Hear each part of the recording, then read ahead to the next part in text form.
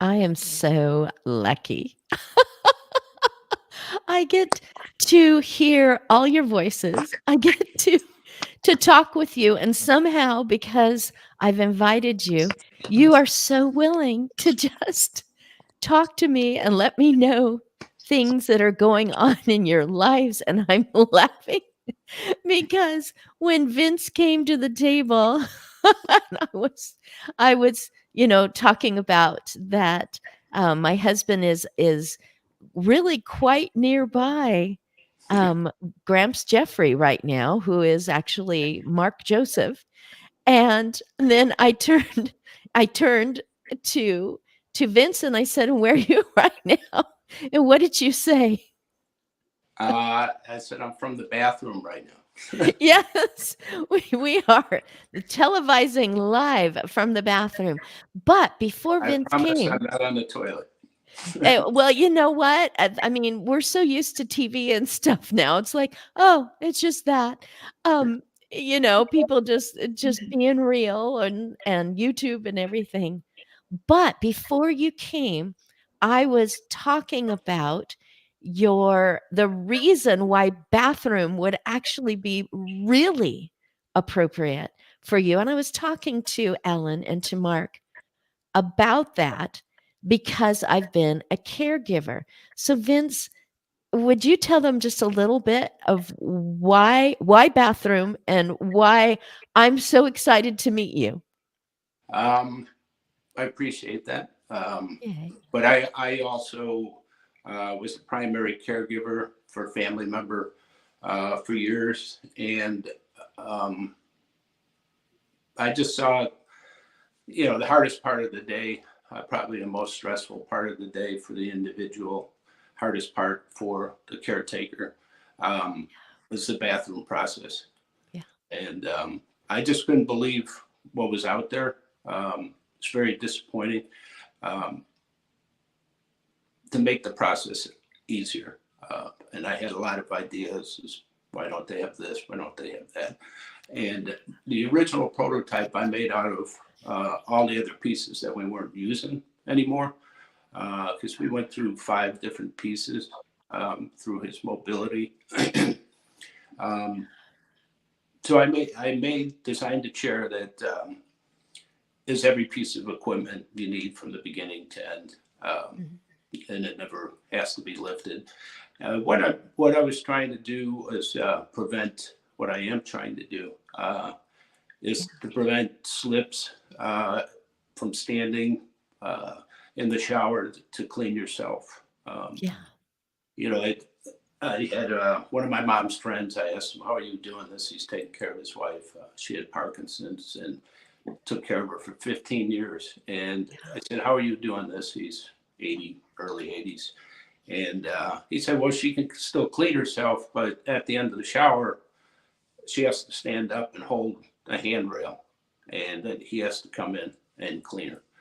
Right. What I used to do is, if I had help, I used to step across the tub and lift them, which was dangerous for both of us.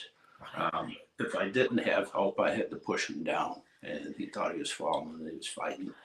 Um, so I thought that was kind of ridiculous that they didn't have a better answer. I used to say everyone deserves clean, comfortable, healthy skin.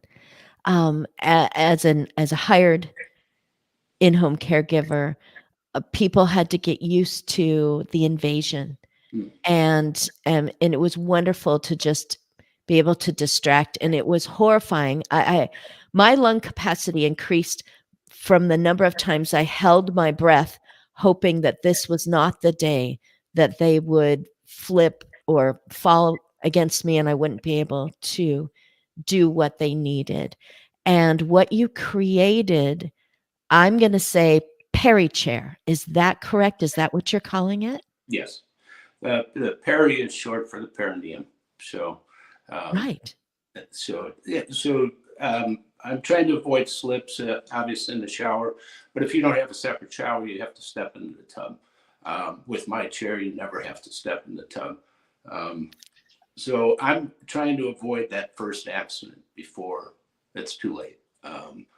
So I'm also trying to, because you don't have to pick it up, um, it avoids uh, falls because you carrying, especially a transfer bench, in and um, out of the uh, out of the bathroom through the doorway. And there's a lot of plastic ones that don't weigh much, but you have a 3 foot long bench, and you're trying to get around the sink and through a door.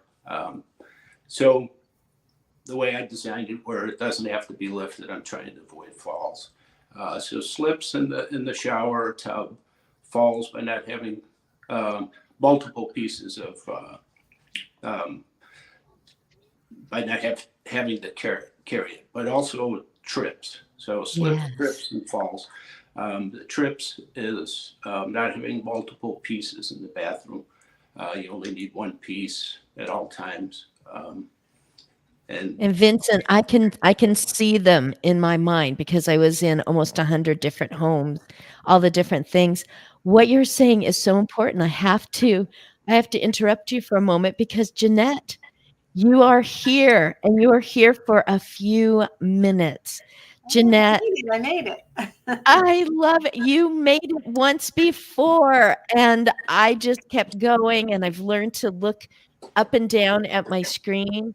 And so, Jeanette, I would love to know why you call it fluid transitions, if you want to say that.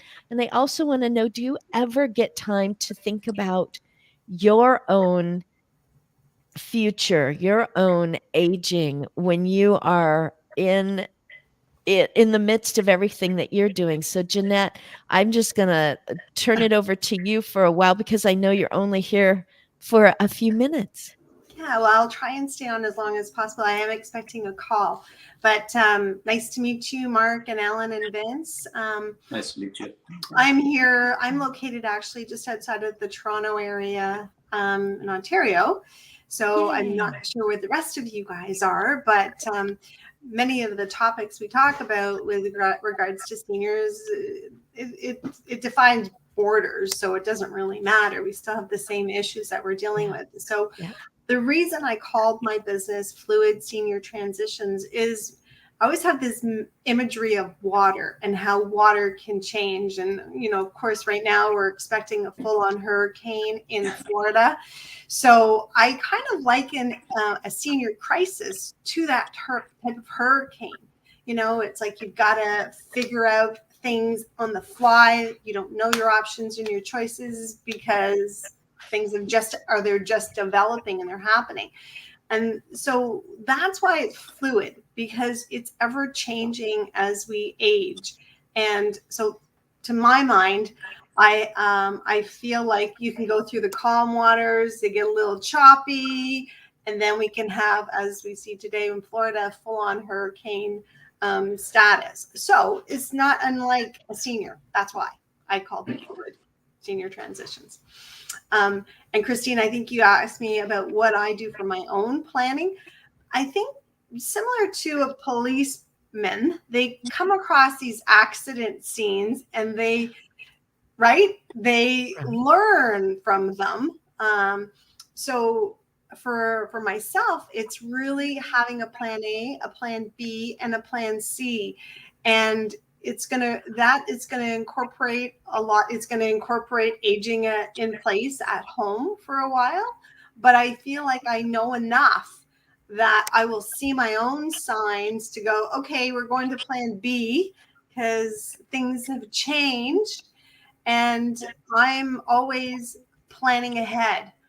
I have done my advanced healthcare directives. I'm not sure if that's a big thing where you are, but it's one of the things I always recommend my clients look at. And that is really talking about your aging strategy, but it's how you want to live. It's about communicating your lifestyle choices, your what you consider quality of life to those closest to you that may be going to have to make those decisions for you.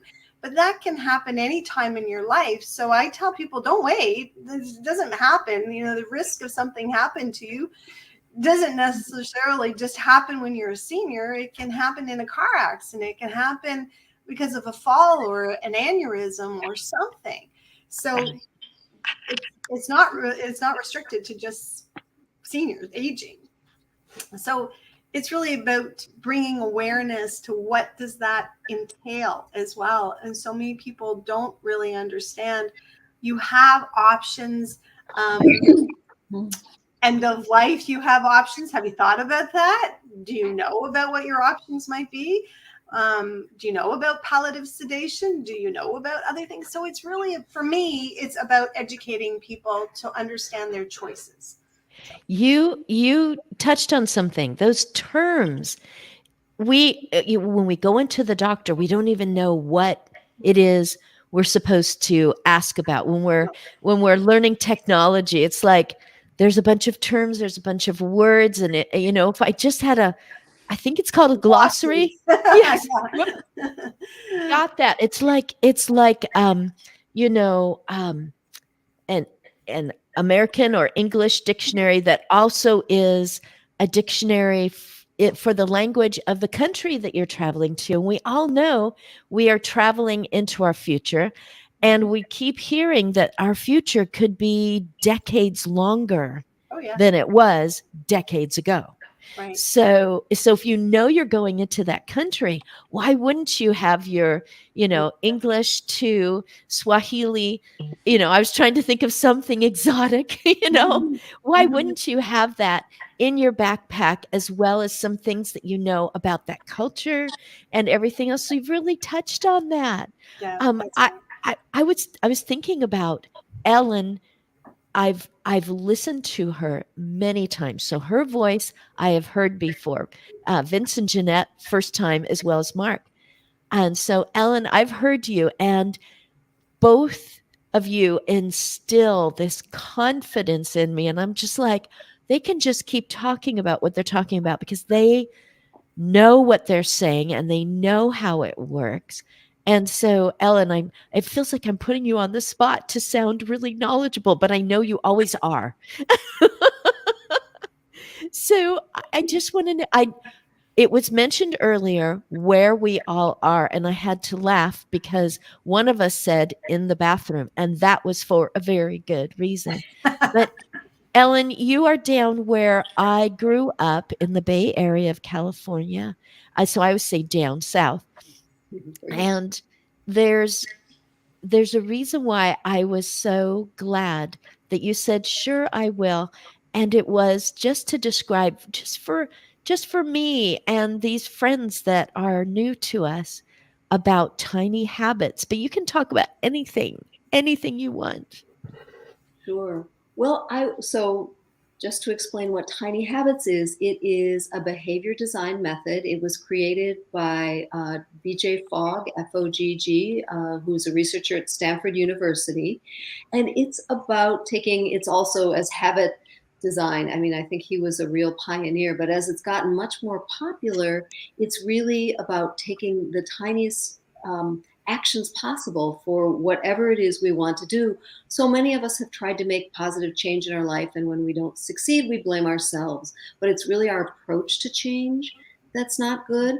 I think I'm one of the only people certified in the method that's bringing it into this sort of the Rethinking Aging roadmap for the second half of life. I spent decades as a content writer in healthcare. I did physician education and patient education, health education. And what I saw is there was a great evolution in becoming much more people-centered in terms of communicating with your audience. But no one really told us how to take action, how to make it part of our day. It's like, in the old days, it was like, here's a brochure, or now it's go online and research your condition. But it falls on us. And there are really so many strategies we can do to have a flexible mindset, that growth mindset. It's also part of the Stanford DNA. Carol Dweck popularized the idea of growth mindset versus fixed mindset. none of us are prepared really for these extra decades. I think our mentality is still back in about 1965, very industrial age. So I'm really looking at all the ways. My focus is health span. We already have these extra years, but how do we extend the healthy middle? Because that's really where we can, where we need to go. And if we're hit with these major life changes like a sudden diagnosis or loss of a loved one or all kinds of things that hit us, how set up are we to adapt? I think it was just, this idea of, right, the hurricane, seeing aging as a hurricane. But again, I'm trying, with a lot of other people, how do we flip the metaphor so that it's not like a looming disaster? How do we flip it so that we control what we can in the tiniest ways we can? And one of the things I've learned certainly is this idea of focusing not on our deficits, but on our competencies. That's the idea of tiny habits. You rewire your brain by celebrating your success, even if it's so minimal. You couldn't get out to walk today or do your workout, put your shoes by the door and go, yes, that's my intention. Even that's worth celebrating, because the neurons that fire together wire together in our brain. And my favorite definition of a habit is our aspirations and our desires and intentions that we turn into neural pathways, because it's so much easier to do it when you've made a behavior more automatic. Oh, I am such a champion of, well, one of the aspects of aging I identified as I was serving all these people and serving alongside their kids who were in my age category generally, was that change was perceived as loss. People of all ages dislike change happening to themselves, but they will all agree that there's some change that's good, like a diaper. Good to change that diaper. So it became changes perceived as loss as they were advancing forward and feeling like, if I have to change again, that is going to sap too much energy. Or what if I can't change back? Or will this change be permanent simply because I am approaching a point where I won't be in charge of my life, or I simply will be at the end of my life? And so each change, even I always do this on Tuesday. And now even this is being taken away from me for whatever reason, maybe doctor recommendation, or our society has changed and now that's not available on Tuesdays. And so tiny habits to approach the third of my life, saying, there will be changes. There will be a point where I'm not able to do something that I've always enjoyed, or took for granted that it would always be available to me. And to practice these tiny differences of, okay, adjusting. Adjusting is good. It's stretching, it's dynamic, it's not stagnant.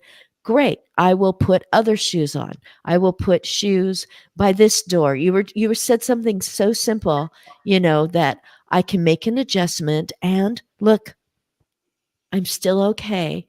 And not to see it as, oh no, I'm losing something else. Gramps Jeffrey, you have the cutest book next to you. And when I look at the screen, I get a little bit distracted. Our friend Jeanette had to go onto that call. That is really cute. Please tell us about it. Oh, you are Mark, but Gramps Jeffrey is what I see on LinkedIn. Right. That's my pen name. I don't want to Oh, turn 3. It's a book that I wrote during the pandemic, living this past year because of the pandemic caused by COVID-19, in isolation, except for being able to be with my family. It gave me a special time to watch and interact with all these grandkids. And I got to tell you what a trip that was, because all 6 of these kids have completely different personalities. But the one thing they have in common is their curiosity. How excited they get when you do accomplish something. Watching them grow year to year and how they interact with each other really is the basis for this book. What goes through a toddler's mind? The parents are just so desperate to understand. When does a toddler really understand the difference between me and us? That's all part of this book. But as a baby boomer myself, I try to understand how the world has evolved since I was 3 years old. It's also part of the story. My parents, they didn't have cell phones. They didn't have the internet. They didn't have cable TV. They didn't have remotes. I was my dad's and said, son, go change the channel. That's how I grew up. So my parents' definition of discipline is completely different than parents of today and how they discipline their kids. So that's what this book is all about. It's a book about, when do you really learn to take responsibility? Is it 3 years old? Is it 13 years old? Is it 23 years old? Or as a baby boomer, I know plenty of 63 years old that still don't take responsibility. Right. But what I'd really like to talk about is something that Ellen just brought up with developing habits. Okay. And so, myself and 3 other, we just opened up a new site called babyboomer.org. That's babyboomer.org. And the part of that site is on aging. So if any of your listeners or anyone that's on the screen would like to contribute to this site about aging and all the issues and all the problems, please come right over, because we're just launching the site. We need experts. And obviously there are plenty in this community that are experts on aging. So you kind of say, well, why did you start this site? Well, the baby boomer generation, we're as diverse as every other generation there is. The ones before us and the ones after us. We're politically very diverse. We're religiously very diverse. We've got all kinds of views that are very diverse. But the one thing that baby boomers do have in common is that they have this shared experience that connects us. When we were growing up, there were landlines. So there were 3 television stations. So there's all these experiences that we all went through together. We were there for both the Kennedy's assassinations. We were there when Martin Luther was killed. We were there when the landing on the moon. We were there when birth control just started to grow and was more widespread. We were there for Vietnam, good and bad. When our 4 baby boomers were killed in Kent State, we were there. We were there for the riots in the streets in the late 1960s. Music, we're all connected with the music, whether it's Elvis or the Beach Boys, 3 Dog Nights, or the Supremes. We're all connected with the movies, whether it's Butch Cassidy and the Sundance Kids, or Jaws, or any of the Spielberg movies, or Animal House, or Star Wars, or The Godfather. So this is a place for all of us baby boomers to come for information. And I'm asking all of the one who's listening to this to contribute. That's what this is. This is a community site. It's a .org. And we are looking for contribution from people that will help expand all of our knowledge, and everything that you all have talked about during the beginning of the show, that helps expand our knowledge. So, there's going to be an Alzheimer's area, a dementia area. We need contributions. So please join us. Oh, you're archiving culture. You're asking for books. You're asking for podcasts. You're asking for, there were different categories. I did see those. And there was something that we had that I feel that I don't have now. And that was a consistency. It was always on my tummy, eating a Reuben sandwich, watching Bonanza. Always, always, always Sunday nights. I knew it was going to happen. Once a year, we would watch Cinderella on TV, or the 10 Commandments. Once a year, it would be on TV. The consistency that I've lost is that I have a cell phone in my hand and I can change my mind 5 times on a walk with that cell phone. Oh, I'm going to be there then. No, actually, let's Zoom each other. Oh, you know what? What would be better is if we rendezvous somewhere. Wait a minute. I have to change the time on. That is okay if we do this 45 minutes later.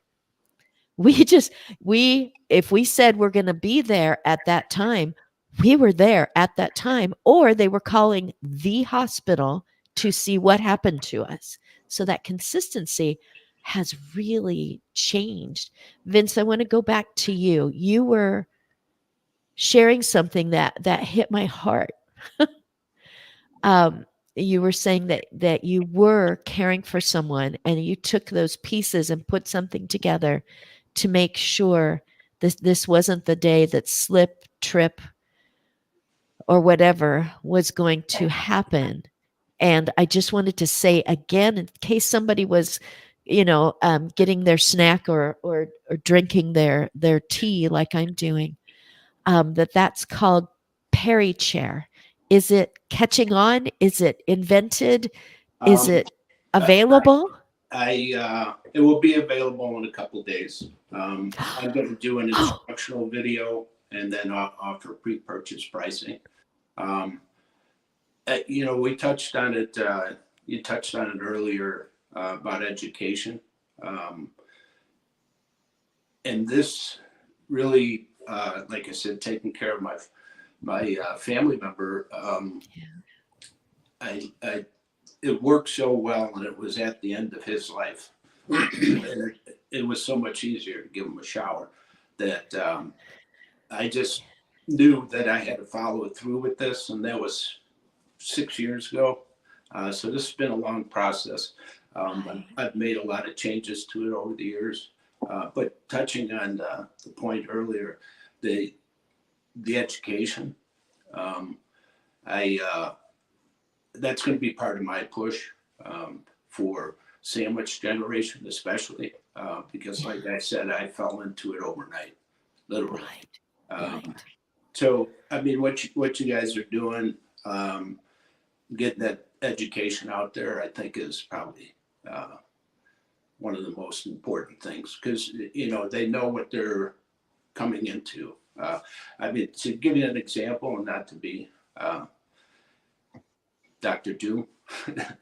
No, no, My go for it. Well, my late wife, when we were in the 30s, in mid 30s, was talking about wanting to be an organ donor, and I kept cutting her off because I said, we're in our early 30s, we're athletes. She brought it up a couple of times, and I'd say, oh yeah, what about the Cubs today? Right. Don't talk about that. And, it's not a pleasant subject. Well, Yeah. my point is that when she passed, they came to me. She died from a head injury, and they came to me to ask to donate her organs. And I knew right away what she wanted. And if they would have come to me and I had no clue, that would have been a really hard decision. So she was smart enough to talk about it way before I thought we Wow. were going to need this, and I got new family members through it. She Wow. made something positive out of a negative situation. So I mean, the point is the education, and people know what's in front of them. The decisions are easier. You're amazing. You just gave someone courage to talk about it. You just gave someone the courage to listen. And at this moment, again, her life is living. Is giving life to others, but her life is living through you to others who are just going, okay, I will sit still and I will have the conversation, listen, get those notes, get it notated somewhere. Where do I keep that important, something that's important to me? And you said, oh, let's talk about the Cubs. Where's that important to me thing? And it's like, ah, oh, I'm so privileged to be listening to this right now. Um, Ellen, how did you end up being certified in this?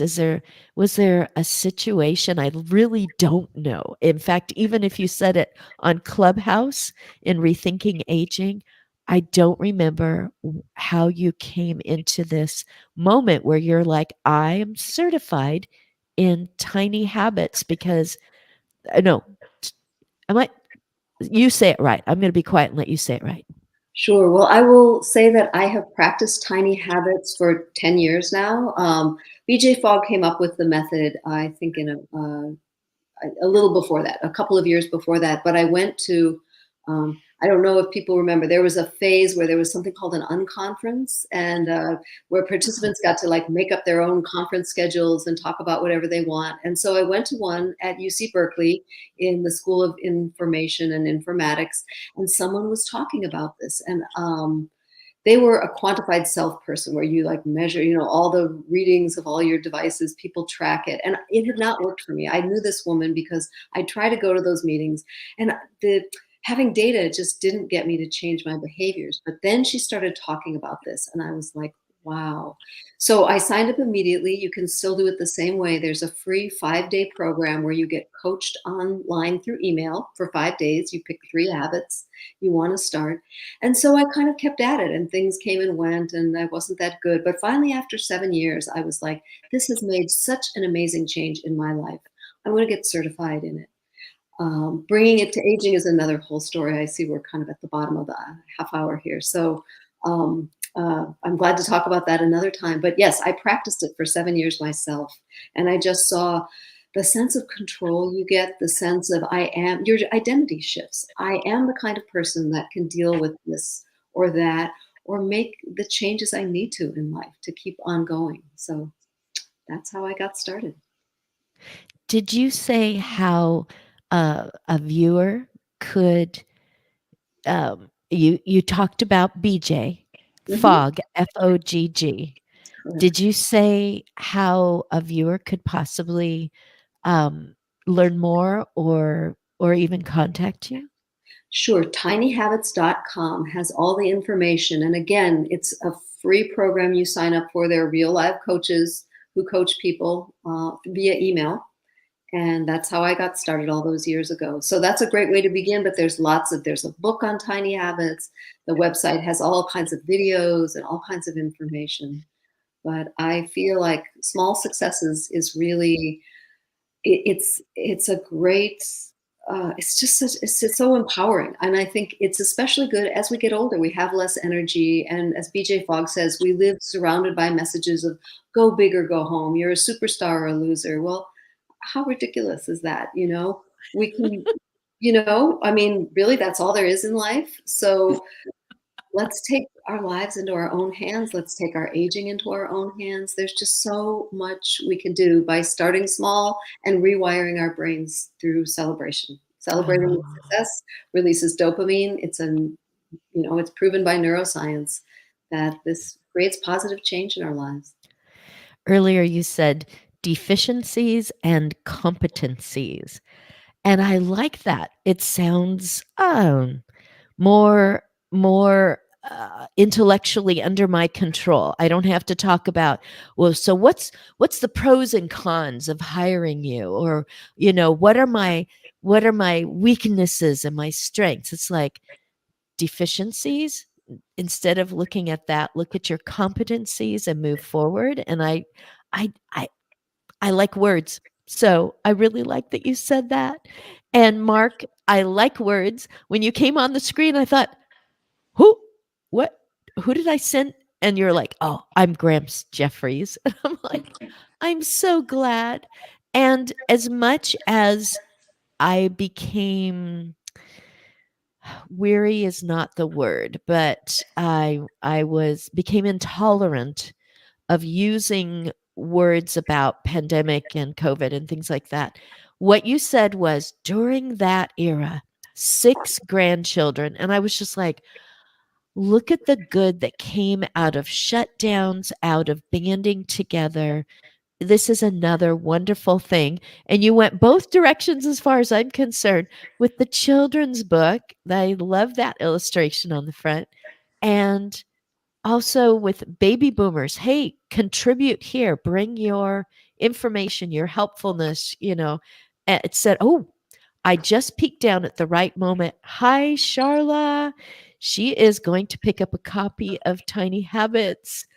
Oh, yes. Actually, she is working at a library just in the last few weeks. So she is just very much looking forward to that. So I am so glad that I could say it out of niceness, but I'm serious. I am so glad that I learned about fluid transitions from Jeanette for the few moments that she was able to be on the screen. And each one of you, you just invited me in to a moment in your life, and I truly treasure that. So I don't want to say goodbye, but I do need to give you all an opportunity to go on being fantastic and vibrant and um, so creative and so dedicated, and not just stay here on my screen. So I'm just going to do a round robin. Vince, anything that you want to say to end, and then Mark, and then Ellen, and then I'll wave goodbye. So go ahead, Vince. Not yet. You kind of said everything I need to say. I appreciate you guys listening to you guys. Mark, you got a sale already? Yeah, it's necessary for us to teach children how to think, not what to think, but how to think. And everything we're talking about here in aging and so forth, we need to teach them how to think about the grandparents growing old, how to think about what's going to happen at the end of life. So, that would be my message this morning, is making sure we're teaching others how to think. Oh, I love it. Ellen, what do you love to say to people for them when they're walking away from the table, to just give them encouragement? Besides, Charlotte is going to pick up the book at the library today. That's great. I would just say we are surrounded by myths and outdated mentalities that somehow kind of everything's downhill from 40, the age of 40. And we are here to prove that completely wrong. We have decades left to live. We have wisdom. If we can count our days rightly, that's a line out of Psalm number 90, which is attributed to Moses. If we can count our days rightly through techniques like tiny habits, I think we can have some of the best and happiest times of our lives. So that's what I encourage people to do. Oh, if you can make a difference in someone else's life, it's like the bucket list. Like, today I did. So, and thank you to Charlotte too, who was watching. Thank you to everyone else who made comments. And I forgot to look at my screen when you were showing your comments, and people who are just listening in. And I know there's always future people. It's always now and then. And each one of them has something that has happened to them that caused them to click and to listen and to take something from this moment. And I'm just so glad that you all made this moment possible. So thank you so much. And we look forward to that Perry chair being available in just a few days. And you're going to be great. You're going to be fantastic in those videos, but I hope you don't get Thank you. I hope it doesn't go to your head. It's like, wow, I'm a star. Not at all.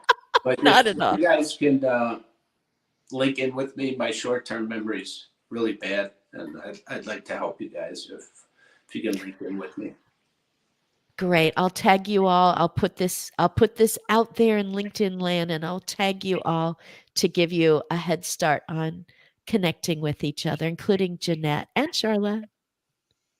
Mark?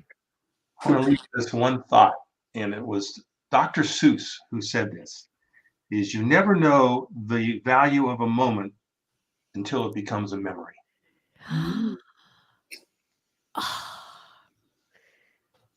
I can't find any mics to drop, and I don't want to drop this one. Thank you. Thank you, everyone. All right, guys. Thanks for Until having me. next Thank you so much.